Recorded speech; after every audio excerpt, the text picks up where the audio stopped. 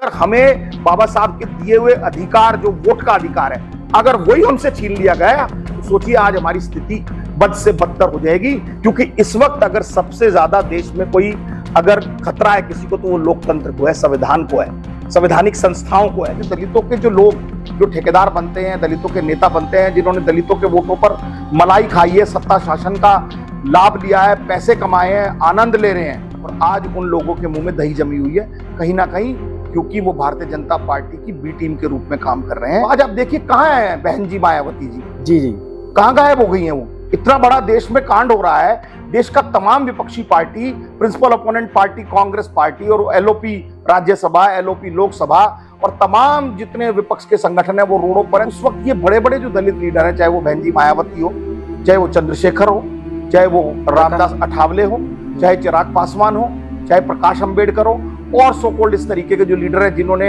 हमेशा अपने आप को ये कहा है कि हम तो बाबा साहब के सिपाही हैं और दलितों के नेता हैं और सत्ता शासन की मलाई चाटी है, आज वो क्यों नहीं दलितों के, वंचितों के वोट का अख्तियार और अधिकार के लिए लड़ाई लड़ते हैं। मनीषा वाल्मीकि हाथरस कांड हुआ तब भी मायावती नहीं बोली। दलितों पर अत्याचार, दुराचार, अनाचार हो रहा है, उत्तर प्रदेश में हो रहा, वहां उनकी जुबान नहीं खुल रही। कहीं मायावती जब कमजोर हो रही थी तो उसी की एवज में प्लान बी जो था वो आरएसएस और बीजेपी का ये था कि वो चंद्रशेखर को ताकत दी जाए ताकि वो जो कांग्रेस, सपा और दूसरे ऐसे गठबंधन है उनके वोटों में सेंध लगाकर, ओवैसी है, इस तरीके के लोगों को उन्होंने अपनी बी टीम में शामिल किया हुआ है ताकि इसमें वोट में डिवीजन हो, विभाजन हो और भारतीय जनता पार्टी बार बार सत्ता में आती रहे।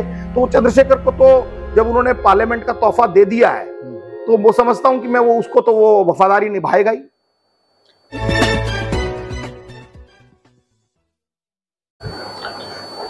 दोस्तों नमस्कार, मैं विकास, आप देख रहे हैं टीवी इंडिया और लगातार आप हरनाम सिंह जी को सुनते हैं। इस समय फिर से हमारे साथ मौजूद हैं कि इस देश में जो अम्बेडकरवादी हैं वो इस वोट चोरी पर खामोश हैं। हरनाम सिंह जी मेरे साथ हैं, क्या कहेंगे सर? जो लोग खुद को अम्बेडकरवादी कहते हैं और इतने बड़े मामले पर वो खामोश हैं, कैसे देख रहे हैं आप इसको?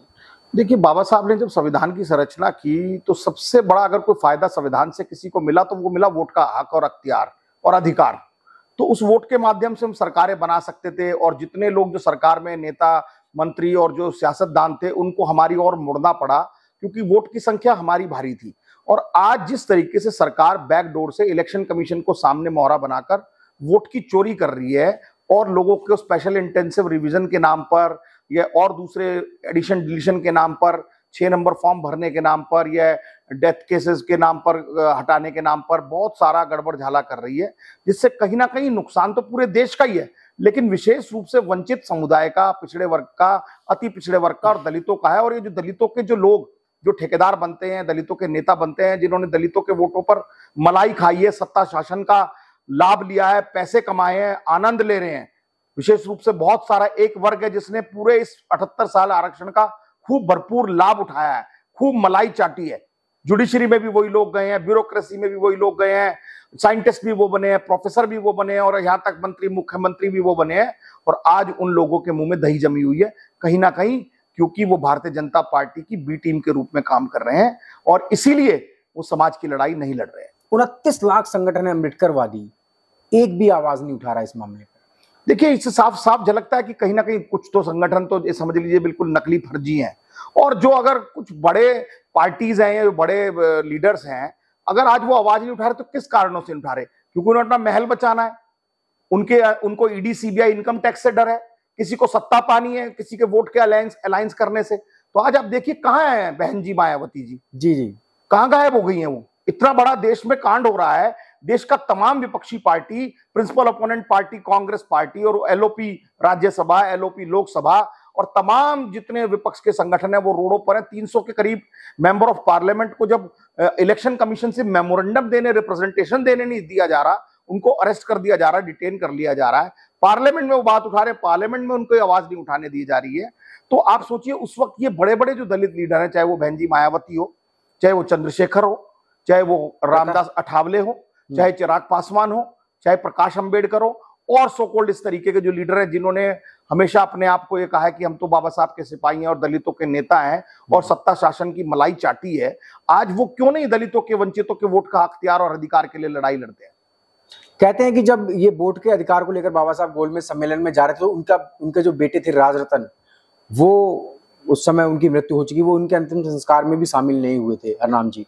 तो क्या आज बहुजनों का सारा लूटा जा रहा है? और अगर हम देखें तो जो विपक्ष में जो इस समय पार्टी है, कांग्रेस पार्टी है, वो लगातार बहुजनों के मुद्दे उठा रही है, चाहे वो 27% आरक्षण का मामला हो। मैं किसी पार्टी का पक्षधर नहीं हूं, लेकिन जो मुद्दे उठाए जा रहे हैं लगातार, 27% आरक्षण का मामला हो, ईवीएम का मामला हो, जिससे सबसे ज्यादा हानि बहुजन समाज को होनी है, लेकिन जो बहुजन समाज के तमाम नेता हैं, पार्टियां हैं, चाहे वो बहन कुमारी मायावती, चंद्रशेखर हो, वो बिल्कुल खामोश है। देखिए, मायावती जी तो एक तरीके से अगर कहा जाए वो बीजेपी की बी टीम के काम कर रही है। ताज कॉरिडोर मामला हो, उनका भ्रष्टाचार से जुड़ा मामला हो, जो उन्होंने नई दिल्ली में एक से एक महल बना रखे उनको बचाने का मामला हो, वो तो इस मुद्दे पर कॉम्प्रोमाइज करके बैठी हुई है। उन्होंने तो कोई ना तो केवल ये इशू, वोट का इशू तो एक अलग इशू है। जब मनीषा वाल्मीकि हाथरस कांड हुआ तब भी मायावती नहीं बोली। दलितों पर अत्याचार, दुराचार, अनाचार हो रहा है, उत्तर प्रदेश में हो रहा, वहां उनकी जुबान नहीं खुल रही। तो इससे साफ झलकता है, या उनका भतीजा एक दिन कुछ भारतीय जनता पार्टी के खिलाफ बोला तो अगले दिन उन्होंने उसे कोऑर्डिनेटर और अपना जो भी बनाया हुआ था अपना वारिस वो भी हटा दिया था। तो मायावती जी के बारे में तो जग जाहिर है वो एक्सपोज हो चुकी हैं कि वो किस तरीके से उनकी कार्यनीति है। तभी यही कारण है कि बसपा आज जो है बिल्कुल शून्य के कगार पर पड़ी है। लेकिन ये आप बात ठीक कह रहे हैं कि पूरे देश में इस वक्त अगर कोई सही मायनों में वंचितों की, पीड़ितों की, दलितों की, महिलाओं की, अति पिछड़ों की कोई अगर बहुत अच्छे से आवाज उठा रहा है तो वो इस वक्त देश में केवल एक ही लीडर है, उसका नाम है राहुल गांधी। चंद्रशेखर जो है वो चमार रेजिमेंट की बात कर देते हैं संसद में, लेकिन वोट चोरी पे खामोशी क्यों?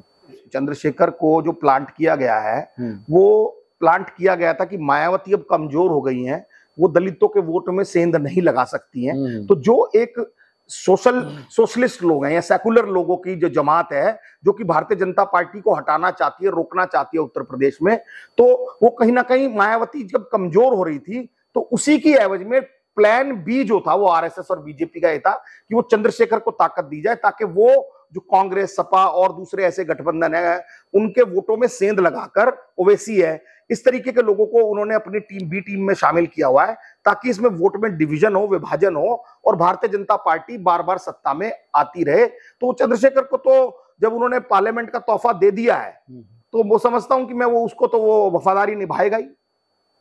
अभी योगेंद्र यादव जी सुप्रीम कोर्ट चले गए, इसको आप कैसे देख रहे हैं? बहुत अच्छा किया और योगेंद्र यादव जी को मैं सलाम करूंगा कि योगेंद्र यादव जी ने इस पर सुप्रीम कोर्ट में पहले से ही वो पिटिशनर थे और कल उन्होंने स्वयं हाथ खड़ा कर लगभग 10 मिनट का उन्हें टाइम दिया था सुप्रीम कोर्ट के दो जजेस ने। उन्होंने 30 मिनट उस पर बहुत शानदार आर्ग्यूमेंट किया और सुप्रीम कोर्ट की आंखें खोली उन्होंने। सुप्रीम कोर्ट के दोनों जजों को भी उनकी तारीफ करनी पड़ी कि इस तरीके से जो उन्होंने फैक्ट्स एंड फिगर पर बात रखी कि किस तरीके से जो लोगों के वोट को वंचित करने का काम कर रहे हैं। और यहां तक तो वोटर्स तो छोड़िए, जो लोग चुनाव लड़ना चाहते हैं, अगर पक्ष की पार्टियां जो है, सत्तारूढ़ पार्टियां जो है, वो आज जो इतने तमाम बड़े बड़े लीडरान हैं उनका वोट काट देंगे। अभी तेजस्वी यादव जी का बयान आया था कि उनका वोट काटने का, उनका वोटर लिस्ट में नाम नहीं है। तो इस तरीके से चुनाव आयोग के साथ मिलकर फिर तो सत्ता पक्ष जो है वो लीडरान को लड़ने भी नहीं देगा, क्योंकि इसकी लास्ट डेट जो है 5 तारीख है और 30 तारीख को इसकी रिवीजन लिस्ट आ जाएगी। अगर 30 तारीख के बाद अगर उसका नाम नहीं होगा वोटर लिस्ट में तो बहुत सारे लोग वोट देने से तो वंचित रहेंगे, चुनाव लड़ने से भी वंचित रह जाएंगे। ये एक बहुत बड़ा मुद्दा है और इस पर चुनाव आयोग की मैं कहता हूं कहीं ना कहीं साख बहुत गिरी है। चुनाव आयोग को आज भी जितनी कड़ी फटकार लगी है, और अभी चुनाव आयोग का मैंने सुना है कि चुनाव आयोग ने निर्देश दिया, चुनाव आयोग को निर्देश दिया सुप्रीम कोर्ट ने कि आधार कार्ड या आई कार्ड जो है उसको मैंडेटरी करा जाए। सर अभी हाल ही में ये भी आया कि सुप्रीम कोर्ट ने उनसे डाटा मांगा है, जिन लोगों को आपने वोटर लिस्ट से हटाया तो वो डाटा देने से सुप्रीम कोर्ट चुनाव आयोग ने मना कर दिया है। अब इस पे तो चुनाव आयोग की निष्पक्षता का जो एक तरीके संदेह पद होता है कि आपको तो रोज डिटेल देनी चाहिए थी। आज अगर आपने 10,000 लोग हटाए या 1 लाख लोग हटाए तो आप अपने डिटेल वेबसाइट पर जारी करिए ना। आप बताइए कि हमने ये 1 लाख लोग आज हटा दिए, इसमें इतने लोग मरे हुए थे, इतने लोग शिफ्ट हो गए थे, इतने लोगों का 2 जगह नाम था, या इतने लोगों ने फर्जी नाम डाला हुआ था, या इतने लोगों का ये डिस्क्रिपेंसी थी, इस वजह से हमने डाला, सामने डाल दिया जाए। आज डिजिटल युग में अगर चुनाव आयोग इस तरीके से पीछे भाग रहा है और निष्पक्षता नहीं दिखा रहा, ट्रांसपेरेंसी नहीं दिखा रहा, तो चुनाव आयोग खुद शक के दायरे में आ रहा है। आज चुनाव आयोग से 300 से ज्यादा एमपी उसके द्वार पर जाकर खड़े हैं कि आप हमारी बात सुन लीजिए, हमारा मेमोरेंडम ले लीजिए, ज्ञापन ले लीजिए। वो ज्ञापन लेने के लिए तैयार नहीं है। हजारों पुलिस उन 300 मेंबर ऑफ पार्लियामेंट को डिटेन कर रही है, महिला सांसदों को बेहोश होकर गिर गई हैं, कोई उनको डंडे मार रहा है, बैरिकेड लगा रहे हैं, बसों में उनको बंद कर रहे हैं, थानों में डिटेन कर रहे हैं। ये किस तरीके की अघोषित इमरजेंसी है? आज क्या सत्ता पक्ष से विपक्ष सवाल पूछना बंद कर दे? देश के नागरिक सवाल पूछना बंद कर दें। सुधांशु त्रिवेदी ये बोल रहे हैं कि ये वहां की एक विधानसभा का है, पूरे देश की बात ये कैसे कर सकते हैं? नहीं, सुधांशु त्रिवेदी को नहीं पता है, मामला बेंगलुरु सेंट्रल की एक विधानसभा का है, ये रायबरेली का नहीं है। बेंगलुरु सेंट्रल में जहां पर 8 विधानसभा थी, वहां पर एक विधानसभा में लगभग जो है 1 लाख वोट से ज्यादा जो थे इस तरीके के वोट्स बनाए गए, जिस पर उन्होंने वोटर लिस्ट जो है, जो डिजिटल वोटर लिस्ट मांग रही है पूरे विपक्ष, चुनाव आयोग डिजिटल वोटर लिस्ट ना देकर उनको पूरा पेपर का पुलिंदा दे रहा है ताकि वो एक एक करके चेक करे और उसको कई महीने लग जाए उसकी डिस्क्रिपेंसी या उसमें जो भी गलती है वो ढूंढने के लिए। अगर डिजिटल होगा तो वो जल्दी उसको पकड़ सकते हैं, जल्दी चुनाव आयोग को बता सकते। और चुनाव आयोग किस बात का शपथ पत्र मांग रहा है विपक्ष के नेता से? चुनाव आयोग की लिस्ट पर, ये लिस्ट किसकी है, रिकॉर्ड किसके है, डाटा किसका है? चुनाव आयोग का ही तो है। चुनाव आयोग ने खुद डाटा दिया, उस डाटा में हमने अपने ड्यू डिलिजेंस किया और हमने पाया कि इसमें ये फला व्यक्ति जो है इनका 3 जगह वोट है, इन व्यक्ति का 2 जगह वोट है, ये 12 बाई 12 के कमरे में 80 वोटर्स कैसे रह सकते हैं, ये 70-75 साल की एक जो महिला फर्स्ट टाइम वोटर कैसे 6 नंबर फॉर्म में बन सकती है। तो इस तरीके की बहुत सारे उसमें हमने मुद्दे जोड़े हैं। महाराष्ट्र से मुद्दा जोड़ा है कि जब एक तरीके से महाराष्ट्र लोकसभा चुनाव में पूरा एंटायर विपक्ष जीता, उस वक्त उसके 3 महीने बाद चुनाव के बाद ही इतने सारे लाखों वोटों को आपने एनरोल किया और उसके बाद जो विधानसभा का चुनाव बिल्कुल उलट था। ऐसी हरियाणा के चुनाव का उदाहरण दिया गया कि किस तरीके से हरियाणा के चुनाव में गड़बड़ की है। ऐसे ही मध्य प्रदेश के चुनावों का हवाला दिया गया कि किस तरीके से वहां चोरी से सरकार बनाई गई है, एमएलए तोड़ लिए गए और सरकार रातों रात गिरा दी गई। तो इस पर एक तरीके से चुनाव आयोग को टीएन शेषन की जो आत्मा है वो कहीं ना कहीं उनको झकझोर रही है। जो आज के सीईओ है उनको एकदम चुनाव आयोग को संज्ञान लेना चाहिए। ये पक्ष विपक्ष की पार्टियां आती जाती रहती हैं, सत्ता बदलती रहती है, लेकिन चुनाव आयोग एक संवैधानिक संस्था है और एक निष्पक्ष संस्था है। पूरे 140 करोड़ लोग उनकी तरफ देख रहे हैं कि आज उन्हें खुद ब खुद आके, मैं तो कहता हूं आज लोकसभा के सांसद या लोकसभा के विपक्ष के नेता तो बहुत बड़ी चीज है, आज कोई आम आदमी भी अगर चुनाव आयोग से सवाल करता है तो चुनाव आयोग को अगले ही घंटे उसका जवाब देकर उसको सेटिस्फाई करना चाहिए। चुनाव आयोग का दायित्व भी है, कर्तव्य भी है और चुनाव आयोग को यह करना भी चाहिए, क्योंकि चुनाव आयोग देश के टैक्स पेयर के पैसों से चल रहा है। और 2005 के बाद तो आरटीआई है। आरटीआई एक्ट में हम जब आप आरटीआई लगाते हैं तो चुनाव आयोग से पूछते हैं तो चुनाव आयोग सवाल के जवाब देने से कैसे बच सकता है? ये तो एक बहुत बड़ा खुद में खुद सवाल है कि चुनाव आयोग सवाल के जवाब देने से क्यों बच रहा है।